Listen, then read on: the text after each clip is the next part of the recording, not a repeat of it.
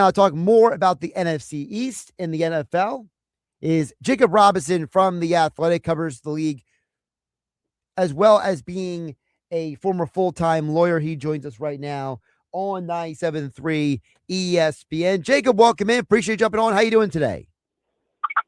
My pleasure, man. It's a good time of year. Football's around the corner and everyone's optimistic. Absolutely. And what I wanted to start with you before we got specifically to, what you wrote about the NFC East over The Athletic is, there's a lot of conversation going on right now about this whole situation with the league going international. I kind of wanted to get, not just your NFL take, but maybe a little bit of a legal perspective, because I feel like the part that hasn't gotten talked about is the league may want to put a team international, but I'm assuming there has to be some sort of negotiation with the Players Association to make that official too, right? Yeah, it's a really, really good point. I think it's something a lot of people are missing. I mean, the whole reason the NFL has been so successful was because back in the 60s, they got the Sports Broadcasting Act passed in the U.S. They did a lot of lobbying against antitrust rules, really, so that they could create a system, almost like a closed system, where now you can have contracts like they have with the NFL rookie contracts that you don't see in everyday life. And that's a big reason why the NFL has been so successful, is the money that they have coming in from broadcasting. Once you open that internationally and you have a team based in Europe, are you going to follow the EU's laws? Are you going to get a new act enacted there? What's that going to look like? Not to mention all the tax considerations. I mean, we see this in the NBA, where if a player's in Texas versus playing, let's say, for the Toronto Raptors, they're getting taxed much more. So it makes one team much more desirable than the other. And now you've got a league where I'd say 99.9% of players are born in the United States. How many of those players are going to want to go play for the Frankfurt Galaxy or for the London Royals? I mean, I don't think the numbers are going to be quite high. My mind also goes back to, I'm glad you mentioned the money part of it. I remember the London Olympics, all the athletes who complained about how they were being for the performance tax over there and how all of them lost a ton of money because the games were in London. Could there be a situation where if they put a team in London, there might be some athletes who are like, I refuse to play for that team no matter how much money you pay me? Well, and yes, but also it gets even more complicated, because even if you're not playing for that team, if you're playing against that team and you go perform in another country, a lot of countries have rules where if you perform in that country, you owe some sort of tax, much like if you work in another country, you often owe tax for that country which you're living in, or working in. So that's an extra layer of complication, where you could have a team like, let's say, the Dallas Cowboys that go over and play a team in Berlin. Now all of a sudden you have Berlin tax consequences, not just for the Berlin team, but also for all the players on the Cowboys. So I can see it being a big issue for a lot of players and a lot of teams that I think is getting lost in the idea of it being a good thing. Is there maybe some part of the reason why they're doing so many games outside of London is maybe the league is exploring to put an international team somewhere that isn't London, possibly? Yeah, I think London's the most likely if I were to guess which one. I mean, Toronto seems like the most logical because the time zone, but honestly, based on what Goodell said to the German broadcasting station, I think it was yesterday or 2 days ago, it seems like the most likely future is where there's almost I'll call it a European division, where there's 4 teams in Europe that predominantly play each other, but then maybe have a couple, and maybe it's similar to divisions now where they have mostly in-division games, but then external division games as well. And that replaces the current international series style games we have, where there's like 9 or 10 games this year in places like Madrid and all over. So that's a possibility. I think that's the best way you can really do it, because it's pretty unfair to have one team in London and then have them flying back and forth all the time. Talk with the Athletics, Jacob Robinson here on the Sports Bash. Josh Hennig filling for Mike Gill on 97.3 ESPN.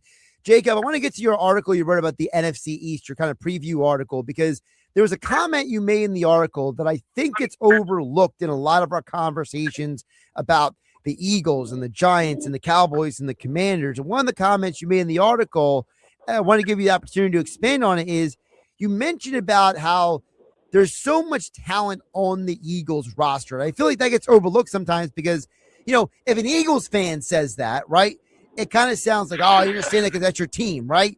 But for you to kind of put that out there, it almost sounds like you're saying at the end of the day, the team that probably has the best chance, if all things are equal, everybody stays healthy, is the team with the most talent. And you feel like that's Philadelphia. I think so, and it's easy to look at teams like the Cowboys and see all the moves that they made on defense, and it's exciting. And I remember last year, and part of the reason why I said that about the Eagles is because last year I wrote a similar thing about the Cowboys, how they made a bunch of moves on defense, that they hope to revamp the unit. They can't be worse than last year. And it turns out they were somehow worse than last year. They were one of the worst defenses in NFL history. And so I think it's easy to look at moves other teams make and get excited about them, and then see Philly. It's almost a bit tiring to look at them and see all the talent that they have, take for granted how good of a quarterback Jalen Hurts is, how good of a running back Saquon Barkley is, how good that defense is, and just say, okay, they're boring, penciling them in for 11 wins, 6 losses. It's an easy thing to do. It almost feels lazy in a way, but I think sometimes we overthink in this game when we're trying to project out what's happening. And based on how good the Eagles were last year, based on how many players they're returning from that defense, from that offense. Yes, they've lost A.J. Brown, but this is still a really, really strong roster. And if they can get the run game going, remember, Lane Johnson missed the majority of last season. He's the best right tackle in the league, arguably the Eagles' best offensive player, maybe even best player overall. And so if you miss a player like that, like if the Rams were without Matthew Stafford, we'd easily excuse their season. But when the Eagles lose Lane Johnson, we kind of forget how important that is. So I really do think they're going to be one of the better teams in the league again this year, not to mention the NFC East. Let me back up to something you just said, because you mentioned about Jalen Hurts being a really good quarterback, and that's been a polarizing topic in a lot of corners. We had Mike Sando on a couple of weeks ago. He talked about his quarterback tiers he does each and every year. And, it seems like there's this strange, divide, right? Where it's like you have one group of people who say, hey, Jalen is not as talented as Justin Herbert, Dak Prescott, Josh Allen. But you have other people who say, yeah, but all Jalen does is win. He gets his team to the postseason every year. Why do you feel like, from your observations, there is such a divide on a guy who has a resume that if his name wasn't Jalen Hurts, people might give him more credit? I think there's 2 reasons. One is that he doesn't have he doesn't make all the throws that you see a quarterback like Justin Herbert make. He doesn't make the on the run over the middle throws at the consistent level that we've seen from players like Justin Herbert. There aren't those exciting highlight plays that a lot of people, pundits especially, and marvel at sort of the potential and the talent there. So I think that's one of them. But the second reason is that the Eagles have such a good team around him, and we often give more credit to the surroundings than we do the quarterback when teams are playing as well as the Eagles have over the past few years, especially when the quarterback seems to emerge from that. So it's easy to look at a team like the Bills and say, okay, if you switch out Josh Allen with Jalen Hurts, they're going to get worse, right? And the Bills, you add the Eagles, you add Josh Allen, they're going to get a lot better.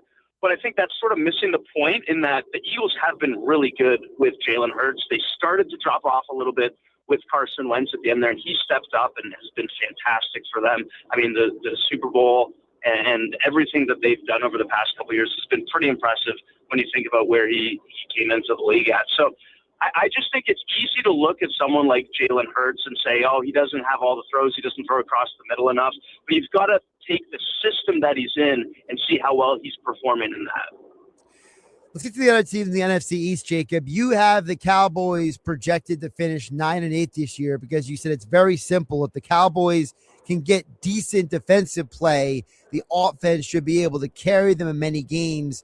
So it sounds like you feel like maybe the Cowboys offense is not getting enough credit for their potential. Is that fair? Yeah, 100%. I mean, this was the second best offense in the league last year, and we're looking at the Rams, and they're the Super Bowl favorites. They were so close to making the Super Bowl, and they would have definitely won it had they made it last year, largely due to that offense. Their defense got a lot better, obviously, with Myles Garrett and Trent McDuffie. So it's really easy to look at the Rams and say, okay, clear Super Bowl favorites. Cowboys have an offense that was almost as good as the Rams last year. If their defense can get to a point where it's half as good as the Rams, you're going to be in every game, and Jerry Jones famously is all in this season, as he has been every year for the past 25 seasons. It hasn't really resulted in anything, but I think to count them out just because we're underrating the offense is going to be a big mistake this year. I think they can keep them in any game they need to. Whether or not the defense can stop opponents from scoring more than 25 points is going to be the question. Down in Washington, you bring up the point that really scared me about the Commanders, which is the Tunsil injury to me changes everything for that offense. Like on paper, it looks nice that they have added guys like White and Diggs to the offense. But to me, no Tunsil means Jaden Daniels has a chance to get injured again. And I think that could be the beginning of the end for their season, right? It breaks my heart. It's like when you get a new car and you've set everything up nicely, and then the first time you drive it, you get a flat tire and it's not repairable. Let's say in this case for an entire season, it just takes the wind out of the sails in such a big way. And now you have a lot of pieces in Washington where they could be a good team, but losing your second best offensive player when you have a quarterback who wasn't able to stay healthy last year, when you have a team that was one of the best run games last year and relied so heavily on the run for their offense to work, it's such a shot in the leg for this team. So it really made me sad. I mean, it was so fun watching Jaden Daniels in his rookie season, and now I don't think they're winning more than 5 games this year. It's going to be an uphill battle for that offense. Finally, with the Giants team that I think is the most fascinating because the John Harbaugh experiment of all this. Can Jackson Dart and Cam Scadaboo stay healthy? We saw them sign Najee Harris because they just needed a running back who can block, unlike Tyrone Tracy. What is your take on what is the Giants' potential versus what is the reality for that team? Yeah, I think there's a huge disconnect there. And I'm glad you brought up Tyrone Tracy. That was such a bad missed block that really could have really hurt Jackson Dart. And it seemed like it did in the moment. He's one tough quarterback. But I think the John Harbaugh effect, we saw something similar last year with the Raiders, and it fooled me, honestly. I thought the Raiders were going to have a much better season than they did. They brought in, I'll call him a Ted Lasso-like coach, someone who brings the vibes, puts up the motivational poster, says all the right things, and then maybe doesn't produce results. And that happened with Pete Carroll last year. He came in, he brought his son as offensive line coach, wasn't able to make it work. The offense didn't take a step. The defense was fine, but wasn't good enough to keep them in games. I think we're going to see something similar in New York this year. There's just enough of a lack of talent, enough of a question mark on the offense around Jackson Dart, the sustainability of his play, and whether or not John Harbaugh is a great football coach still. I mean, the Ravens over the past few years were famous for 2 things, blowing leads and injuries. And what happened to the Giants last year? They blew leads and they got injured. So I'm surprised at how we're penciling in a big improvement from the Giants. You know, the reports from Jackson Dart in training camp have been that, he hasn't been picking up Matt Nagy's offense as well as he could have. We saw Matt Nagy in Kansas City last year. I'd say their offense got worse. He was sort of quietly moving on, I'll say, is a nice way to put it. Maybe he was fired. I don't know. But I really am not too optimistic, unfortunately, this year about the Giants, as much as I can't wait to see Cam Scadaboo back in action. He's Jacob Robinson. Check out all of his work covering the NFL at The Athletic. Of course, if you don't have an Athletic subscription, I highly recommend you get one for all of your NFL coverage year-round. Jacob, I appreciate you jumping on the show today. Oh, this was a lot of fun. Thanks for having me.